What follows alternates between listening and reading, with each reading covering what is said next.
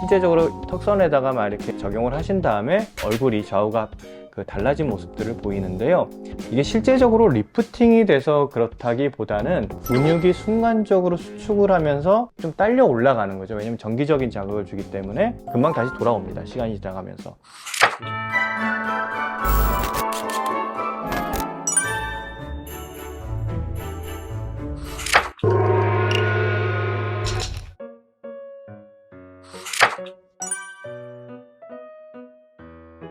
두 번째는 여기 유세라 딥샷이라고 돼 있어요. 솔직히 말하면 처음 들어봤어, 환자들한테.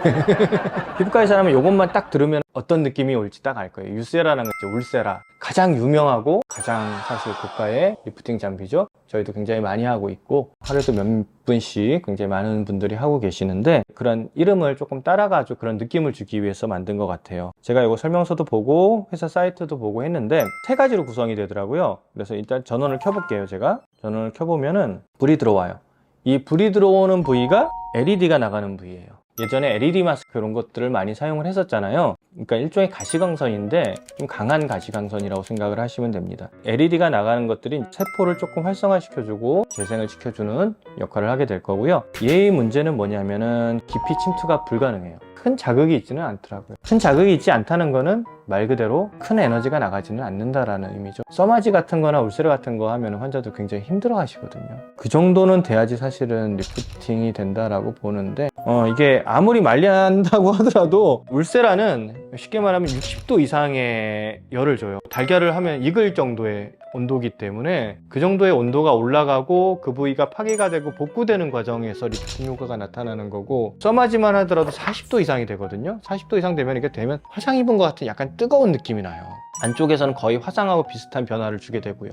표피를 보호하면서 진피층에만 미세한 화상을 입히는 건데, 그 화상이 복구되는 과정 중에서 리프팅 효과가 나타나는 거기 때문에 사실 얘는 그러한 정도의 화상이나 이걸 유발하기는 어렵죠. 이런 제품에 대해서 너무 부정적으로나 회의적으로 얘기하고 싶지는 않은데요, 그런 효과를 기대하기는 어렵다라는 거죠. 얘네 둘은 이제 전기가 이제 아까 말씀드렸듯이 고주파가 흘러요. 피부의 상층부, 진피층이라든지 표피층, 열 자극을 주게 됩니다. 열 자극을 주게 되면은 그 열에 의해서 콜라겐이라든지 이러한 생성 물질들이 생성이 되게 되고 재생이 되고 탄력이 생기는 거예요. 가운데서는 초음파가 나간다라고 되어 있더라고요. 근데 울세라의 초음파는 하이프라고 해서 초음파를 중첩시켜 놓은 거예요. 아주 강한 열 자극을 주거든요. 깊은 곳에서. 쉽게 말해서 화상을 입히는 거예요. 근데 그 화상을 아주 점점 익혀서 새로운 콜라겐이라든지 이런 부분들을 생성시키기 위해서 리프팅 효과를 주는 겁니다. 근데 얘는 하이프 방식은 아니고요, 그냥 일반적인 초음파가 부드럽게 나가는 방식인 것 같아요. 헤르츠가 몇 헤르츠 나가는지 찾아보려고 했는데 그것도 표기가 되어 있지는 않더라고요. 그래서 얘는 그러면은 뭐랑 가깝느냐, 우리가 피부과에서 사용하는 LDM이라는 기구가 있어요. 피부를 조금 안정화시켜주고 재생시켜주는 기구인데, 초음파를 집중시키지 않고 전체적으로 잔진동을 주는 건데, 그렇게 되면은 피부에 있는 어떤 세포라든지 이런 것들이 활성화돼서 재생을 되는 그런 개념으로 생각을 하시면 됩니다. 사실 이것도 해봤거든요. 제가 요 맨 위에를 누르면 나가는 거고, 길게 누르면 꺼지고 길게 누르면 켜지고, 요것도 이제 전도체가 필요하니까 발라가지고 쭉 누르면은 나가는 거예요. 사실은 의료기기에서 느낄 수 있는 열감이라든지 그런 충격파 정도의 그런 느낌은 없고요.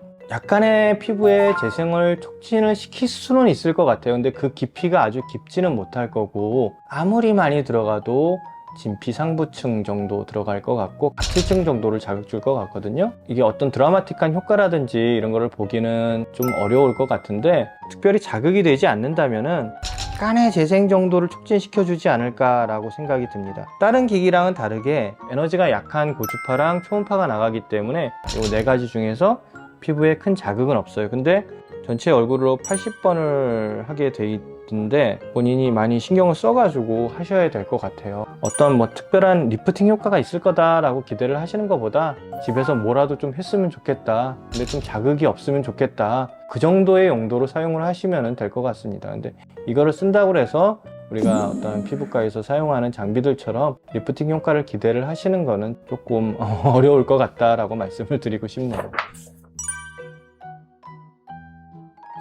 피부가 예민하지 않으신 분들은 둘 다 사용을 해도 큰 무리가 없을 텐데요. 그리고 좀 지방층이 발달돼 있고 약간 피부도 좀 두껍고 하시는 분들, 근데 예민하신 분들은 전기 자극은 조금 안 주시는 게 좋아요. 얼굴에다가는요. 전기 자극을 계속 주다 보면은 피부가 조금 더 예민해지는 경우들이 있어서 그거에 의한 자극성 피부염이라든지 이런 것들이 많이 유발이 될 수 있거든요. 오늘은 요 두 가지 요즘 유행이 되는 리프팅 장비에 대해서 말씀을 드려봤고요. 다음번에는 나머지 두 가지 피부 재생을 촉진하는 장비들이거든요. 요거에 대해서 한번 말씀해 드릴 테니까 다음에도 꼭 식사해 주시길 부탁드리겠습니다. 오늘도 긴 영상 봐주셔서 감사드리고 다음에 또 뵙도록 하겠습니다.